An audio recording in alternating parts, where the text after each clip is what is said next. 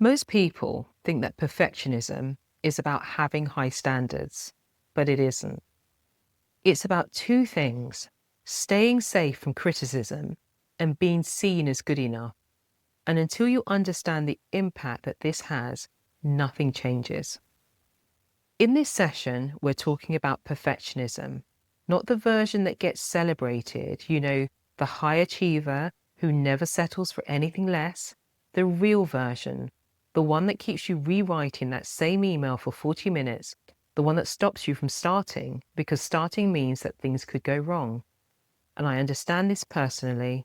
My academic background, my second degree in psychology, and my master's in organisational behaviour, these train me to dot every I and cross every T. And then my corporate career, working with senior executives both globally and nationally. And I'll give you an example.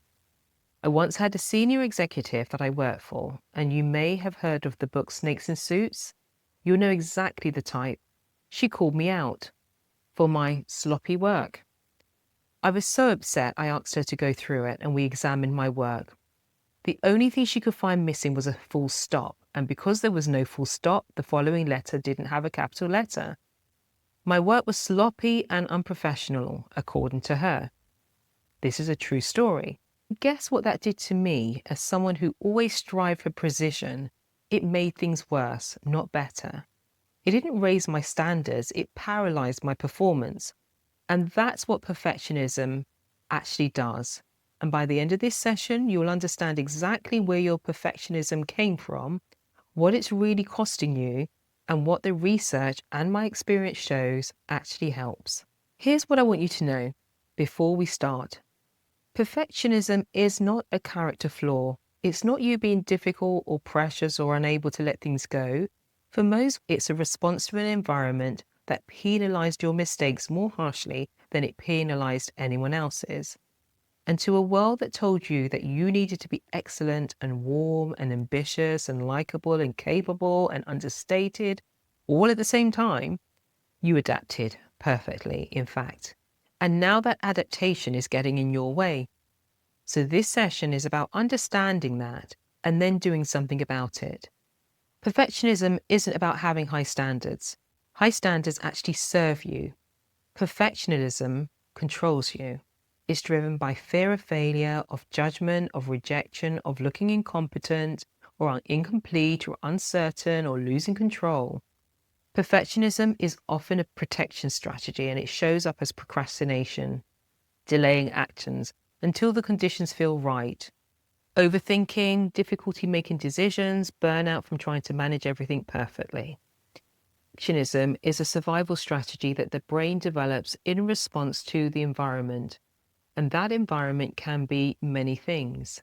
Research shows that for some people, perfectionism often develops from childhood experiences where love or attention felt conditional on performance, being the responsible one early or the one that held things together, or experiences of emotional neglect and criticism. But it also develops in adulthood, for example, as a result of a hostile or high-pressure workplace, environments where mistakes are punished rather than learned from, and years of being held to a high standard that was never quite reachable.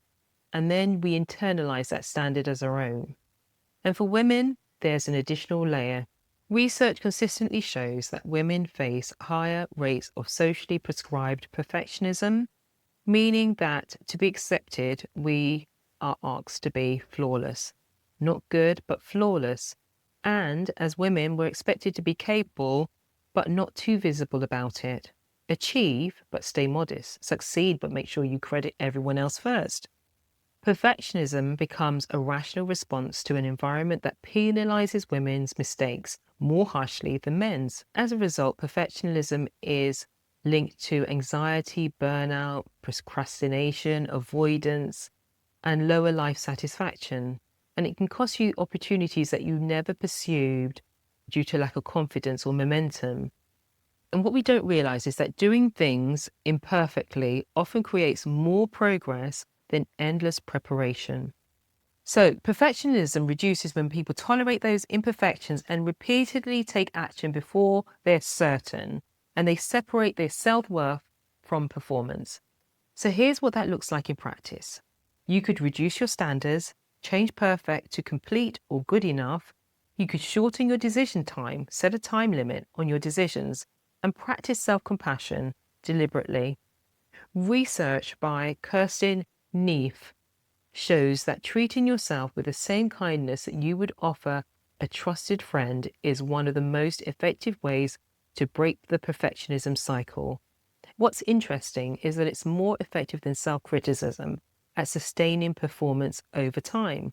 So ask yourself, what would I say to a friend in this situation? And then say it to yourself. My coach used to say to me, be kind to yourself, Sharon. And I think that was enough. And even now, it's a phrase that I always use, and you can use that too. But here's my final takeaway for you. Perfectionism often looks productive on the outside, but frequently it's shown as fear, avoidance, self-protection, and uncertainty. The goal isn't for you to become careless. The goal is becoming willing to learn publicly. For me, it's my limited media production skills and my social media knowledge.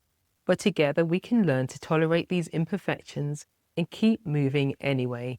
We'll gradually improve because we know that progress usually comes from repeated, imperfect actions, not flawless preparations. Done is better than perfect. Tell me in the comments if this resonated with you. Share it with a woman in your life who is waiting until things are perfect before she starts. You weren't born a perfectionist, you were trained to be one. And the good news is that anything that you were trained into, you can retrain your way out of. Imperfect action leads to consistent progress. I'll see you in the next session.